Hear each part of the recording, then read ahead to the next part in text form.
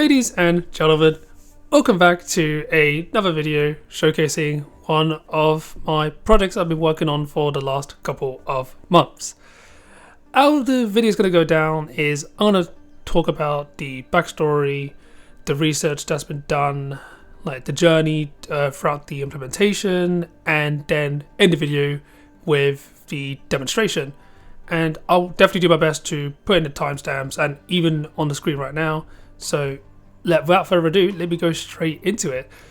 So the backstory. So for the last couple of years, I have developed an interest into traveling, and I wanted a way to capture my goals and be able to track my progress, because I was traveling a lot and I really wanted to hit a certain goal and I had no idea how close or far away I was to it. And that's what gave me the idea. I thought, how about I, rather than maintaining it in a Word document, and you'll probably see the the screenshot, I thought, why don't I just create an application that provides a centralized way for me to enter in my countries or the places I've been to, define my goals, and have a visualization to see how close I am, and use that as motivation for me to be a bit more realistic on my goals, and to also just try and visit more and more places. And I'm sure this might benefit other people, so I'm in the description. I'm also going to share the link in case anyone else is interested. And yeah, so that was my problem. That was the problem I was trying to solve. And before I even started writing some code, what was so important for me is to define the MVP. So define the minimum viable product. So list down all the requirements that must be included in this release. And I use Trello to track down all of the items and all the features, because for me, I'm usually a perfectionist and I like to ensure that the product or the application I'm building is 100% complete. But the end result of that is I'm never going to release it. It may take me another year to do that. So that was why I used Trello, to keep me on track and to allow me to keep focused and deliver something sooner rather than later. In terms of the research aspect, so one of the tasks on my Trello was to research on the technologies I plan to use so I need to take a step back and say one of the key requirements was to allow it to be a web-based application that could be accessible both on mobile and desktop screen. So desktop monitor size. So basically a multitude of sizes. So I plan to be using this application on both on my mobile phone and on my PC, which has a regularly sized monitor. So I wanted my application to be adaptable to both. And I didn't want to develop code for both, just one for mobile device and one for desktop devices. I wanted a way to have both. And so that I just want to put that into context. So that being said, it is going to be a web-based application. That is why I decided to really just research and just decided that I wanted to use Angular. And specifically, I saw Angular 18 and I was curious about just to learn more about, not only learn more about Angular, but learn about Angular 18. That is the specific reason and why I used it. I also used Firebase for the backend features and for authentication. And the rationale behind this was that I wanted to save time on development, and especially when it comes to authentication, such as Google, emails with password links. I know that implementing this myself would have been a lot of hassle, and I did do some kind of authentication during my university project. I remember how much of a pain it was to go ahead and implement that. But I saw Firebase implement it right outside the box, and I thought that would be really useful for me to use. And in addition to that, as part of the offering by Firebase, they also offer Firebase Functions, which is essentially serverless functions. And I thought that was also really convenient, so I don't have to worry about having to set up a REST API. I can just create the function I want and just deploy it right into Firebase functions to then be invoked. And yeah, so that is basically the technology stack. It did take me some time to research it. The Angular bit I knew I wanted to do, but Firebase, it took some time for me just to research all the features, weighing the pros and cons between using Firebase and using building my own REST API server. And also it was a really good opportunity for me to learn about serverless functions, as I never really had much exposure to that, and I really want to see what were the pros and cons of using it. So that was also a key driver for me making that decision. I also researched on UI libraries. So as I just mentioned previously, I wanted my application to be accessible on a multitude of devices, screen sizes. And I was researching UI libraries such as Material UI, PrimeMG, because these are UIs that are compatible and specifically tailored towards the Angular framework.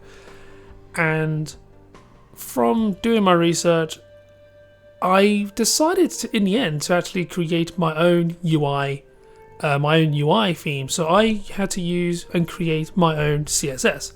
Now this was a lot of upfront development work to do this, but the reward of doing this is creating a UI that is unique and authentic.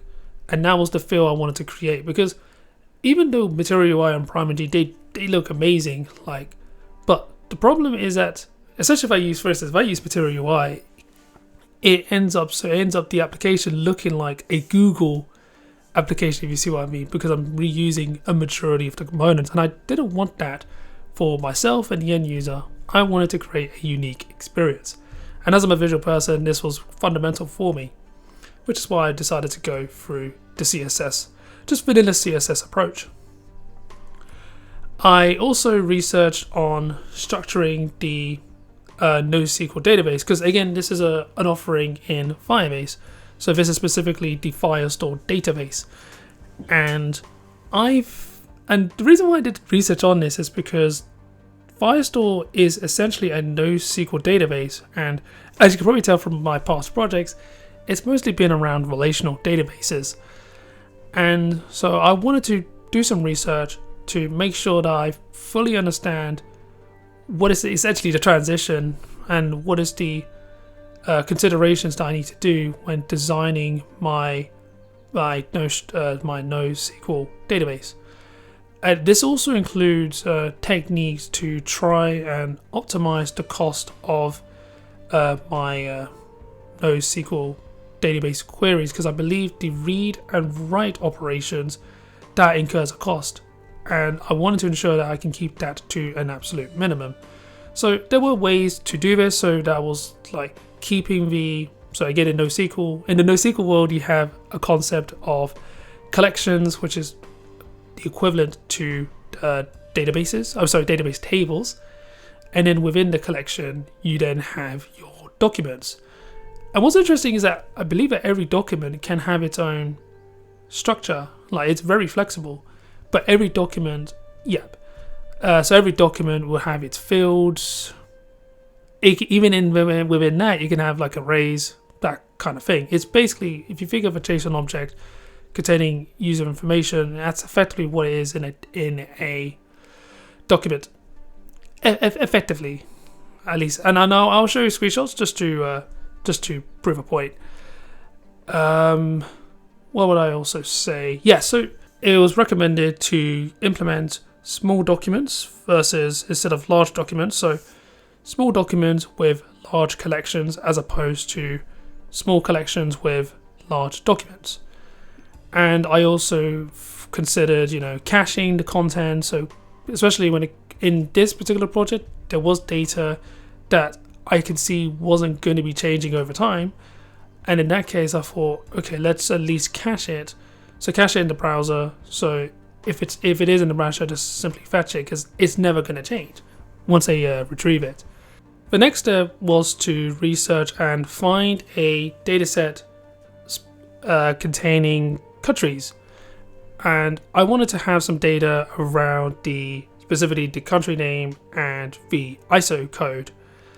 And from digging around the internet, I did find a data set that satisfied these requirements, but the only challenge was the fact that it was in CSV format, and I needed to load these into my Firestore database, which is in NoSQL, which is effectively JSON. So I had to use an online tool to first convert the file from CSV to JSON. And once it's in JSON format, I then used a tool, and I believe it was called Firefoo. So I'll definitely put this in the description because it was a fairly straightforward process. So I used Firefoo, to load the JSON data into the Firestore database, and voila, I have access to the countries in my Firestore database. Now, I could have actually used code to do this, but I've done a similar approach in one of my other projects, but I wanted to keep the development time to a minimum. And if someone has already solved the problem, why reinvent the wheel? And I'm just saying, I'm not saying I'm lazy, but I'm saying that I wanted to at least save some time and actually get into the nitty gritty. So I just wanted to get the prereq done as soon as possible. That's really is what my rationale is. And as you can see on the screen, the data is in the is in the Firestore database. I've got a collection. It's under a collection, so I've got a collection of countries. Has the country name, has the region, has the ISO, and also I have a collection for users. Now this is to contain the user stats, and how I decided to structure it was to have a document for each user, and each document will have a unique ID, and that is effectively the UID, and that is stemmed from, so when the user authenticates, the authentication user ID, so the UID, also the unique identifier, is basically passed into the it's passed into the function, so the Firebase function, and the Firebase function uses that to save it into my into the user stats collection. And I thought that would be a much better approach, just to respect privacy. I don't want to be capturing the name, I don't want to be capturing any of those kind of information, but I will need, I don't even think I need the email. Yeah, no, the only thing I really need is just the UID. And again, I want to respect the privacy of my users, so that is why I decided to just simply use the UID. So I don't know who is who, and when I'm looking at this. So that's one consideration I had to factor in. Now on the topic of privacy and security, for my Firestore database, I also looked into implementing security rules to ensure that only authorized users are allowed to make read and write requests to the collections in my Firestore database. And I'm going to present this on the screen. It was very simple for me to implement, and also, again, Firebase did provide a utility for me to develop and test it to make sure it is working as expected. But in a nutshell, only authenticated users are only allowed to see only allowed to view the countries, and only the user. So once the user is authenticated, they're only allowed to see their document. They can only see their user stats. They do not have the authorization to view other people's user stats. So that's also something factored into the security rules. And this was all done within the Firebase console. So once that's implemented, it's there, it's done. So that's all of the prerequisites, the research, and getting the infrastructure set up. We are now ready to proceed with the development. So as I was going through the development, I started to notice that the more time I'm spending writing code in for Angular, the more I noticed I was struggling to sift through the many files that was growing, and I realized this was really having a huge impact on my productivity. So I took a step back and reevaluated the structure of my front end project. And after doing some research, seeing how other people have implemented it, I structured it in a way that would be most applicable to my application. So I had a folder for shared components, like such as toast messages and modals. I had a reusable pipe, so if I wanted to create a pipe to be used across multiple components, it'll be fair. I also had effectively a features component, which contains the components for specifically the features. So in my case, it'll be viewing the profile, editing a profile, that kind of features is maintained in there. And the core, I believe, is just the core services that can be used across these features. So for instance, I have a service for authentication. I have a service for fetching data from my Firestore database. And when I say fetching data from my Firestore database, it's actually making a request to my Firebase function, and the Firebase function will fetch data from the Firestore database and return it. That's what I mean. But all of that kind of service and all of that core work is handled within the core folder. And by having this folder structure, it made it a lot easier for me to navigate through the different files across the product directory.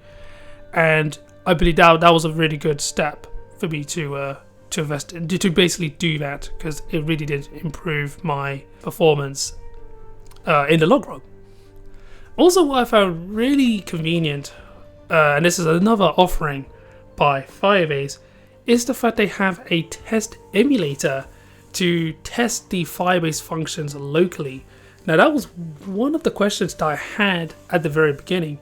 Is, okay, I understand that you can develop and deploy your Firebase functions, and you don't even need to have you don't need to host a server yourself to run these functions on. But how do I test it locally?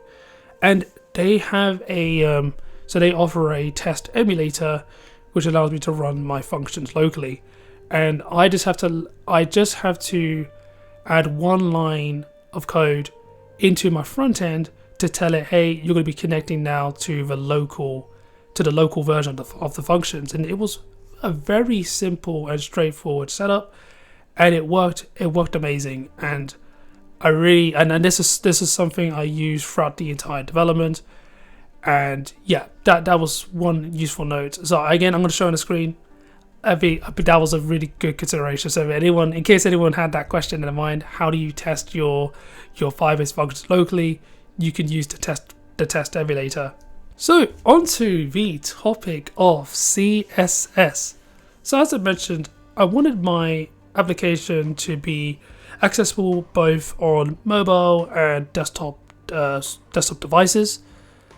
And in order for me to achieve this, I need to find a way to structure my CSS in a way that it can successfully adapt to these various screen sizes. And from taking some time to research different approaches, I found a very clean way of managing your, and just to set the context, in order for you to alter and adapt your CSS based on screen sizes, you need to use CSS media queries. And I remember the approach of you could basically minimize your screen dimension. So you have your front application, you minimize the screen until you see your application starts to break, and then at that point you have a media query at the point when the width was at that time. And I thought that's a fair approach. I didn't see it was a maintainable approach at all, because that's going to differ from component to component. So I found a useful way of having a media query for every single kind of screen size, and then having the CSS adapt to those particular dimensions. And that made it a whole lot easier for me to manage my media queries across all of my components. I didn't have to spend time like going through the exercise of minimizing and seeing where it breaks. Because I had a media query for each screen, I could just experiment and see how does it look at this screen, how does it look from in a mobile screen dimension, and then make the necessary changes in the query. So again, I'll show that, and I'll give credit to the person who shared this knowledge, because I always like taking ideas from other people, and I thought that was a very good approach. I thought, given the while we're on the topic of CSS, I also got familiar and got to understand and appreciate the power of using CSS animations, and I implemented this specifically for presenting my toast messages, and I'm just going to show it on the screen as well, and I thought it was quite a nice, useful feature, and I didn't even know you could do that in CSS. And yes, I thought it was just a fun one just to include. Now back to the Angular world. So for Angular, I was doing well on the development. I did have one question about how do I ensure that authenticated users are only accessing certain parts of my application. So the ability to view the profile and edit the profile, only authenticated users are allowed to do that. And when I was looking into Angular routing, I saw there was a very useful guard that I could implement, and it was called the auth guard. And this allows and this will do the check of saying, oh, okay, are you an authenticated user? If you are, we'll proceed you to the component to the next component, defining the routing rule. It's in the routing. But if it doesn't, then it would deny you. And I thought this guard was incredibly useful, and I want to at least bring it here, as I was originally planning to create my own guard and implement the whole logic myself. But I'm glad I did the extra research to find that this is already done. So someone's already solved the problem. That was really convenient. So I've done the development and was ready to proceed with the deployment. As it was the first time going through the deployment, I was going into this thinking that it will be a fairly complicated process, given my experience in this industry with software releases. And to my surprise, I was very impressed with how simple it was for me to deploy my applications straight into production with, I would believe, just up to like 3 commands. One was just to build the project, one was to initialize the Firebase project. So at least for the Angular, I need to initialize the project. So I'll connect my, so it knows what bundle to connect to. I connect that to my Firebase project, which is one of the first steps to do when you're getting into Firebase. You need to create a Firebase project. And then for the Firebase functions, all I needed to do was just build it using npm run build, and to run Firebase deploy to deploy only the functions, and that is effectively it. Just through the Firebase CLI, I already have something live in production. I was again very surprised and very impressed with the whole developer experience in Firebase. So now that we got everything deployed, I am ready to showcase what has been deployed. Let me transition to it. Alright, so this is the welcome page for my application. To get started, I am going to click on the login button, which will open a modal containing different ways to authenticate into the system. So the first is through the email link. So the user will enter in their email, so I might just put test@test.com, click on send, and it will send an email containing a link. When the user clicks on the link, it may prompt them to re-enter their email, and once they do that, it'll redirect them to the next component within the application, which would be the view profile screen. Another option is through using Google. So the user will click on the Google button, it will redirect them to the Google button. Oh, sorry, the Google login modal. Well, actually, it won't redirect them, but it will. So let me rephrase that. So for mobile devices, it does redirect them to the Google login component. But for desktop devices, it will keep this screen open, the modal open, but it'll also open a Google login modal on the side. So it will open in a separate modal, but you can still access this. So nonetheless, you will enter in your email, log in as you would through Google, and once authenticated, it will redirect you to the next component. Now, there is also a third option which doesn't require committing to providing an email address. And if the user was interested in using the application but doesn't want to commit yet, but just want to get a feel for it, this is where the Explorer's Guest is a viable option. So, and this is for the purpose of this demonstration, I am going to go through this very option. So if I click on Explorer as a guest, this will go ahead and create a guest user account, and this will contain all the various information. So, such as the places they visited, the country, so the useful stats that I thought might be useful, and as well as having a progress bar presenting how far away are they in contrast to achieving their goal. And this is all dummy data just to give the guest user a feel for what the application can offer. For me to edit the places visited and the goals, I'm going to go ahead and click on the Edit Profile button, which will present two tabs. This tab here is what allows me to edit my places visited. So I'm going to add one more for the sake of this demonstration. And I'm going to go ahead and enter one where I've recently been to. Well, not recently, I went there last year. So United States. And I went to Boston, a lovely area. And also notice that there are validation messages being presented to the user, as well as the save button being disabled until all the relevant information has been entered. So if I just re-enter Boston and enter in the year,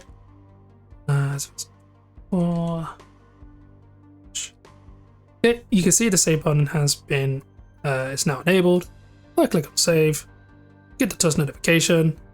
If I go back to the profile, we can now see that Boston is now showing up as under the list of places visited, and the progress bar and the stats have been updated accordingly. And when it comes to goal, again, click on Edit Profile and go to the Edit Profile tab.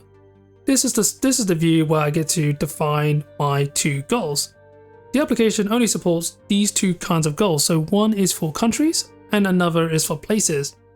So places, the reason why I had places is because that I could be, so for instance, the US, for instance, I've been to both Boston and Las Vegas, and in the case of the countries goal, it would only count as one because it's America, but for places I wanted to count as two, and that's why I have these two kind of goals to keep me motivated and to allow me to, and again, it will depend from person to person. So for the sake of this demonstration, I'm going to say I want to visit 30 countries by the age of 40, and I want to visit. Let's go for a optimistic amount. Let's go for 50. And I would be really cool to happy to get this by 35. Very optimistic, I know. So if I go ahead and click on save, and if I go back to my profile, observe that the progress bar, you can see that the country's goal and places goal has been updated accordingly, as well as the stats as well. And for the stats, these are stats that I believed that would be useful and motivating to revert to. And that is the demonstration, and I am really happy with how the whole application has turned out. And before I close the video, I also this is as you can see, this is from my desktop. If I go ahead and click Shift and I And if I go ahead and access the mobile screen, let me go ahead and close this real quick. You can see that the whole UI is also compatible with mobile devices. So if I go ahead and try and do the exact same process, so if I click on edit profile, you can see that the layout has been adjusted to cater for mobile devices. And if I go to edit profile, it's a similar idea. With the same with the navigation bar or the drop down menu. And yeah, thanks for watching. Have a good one, and I'll see you in the next video.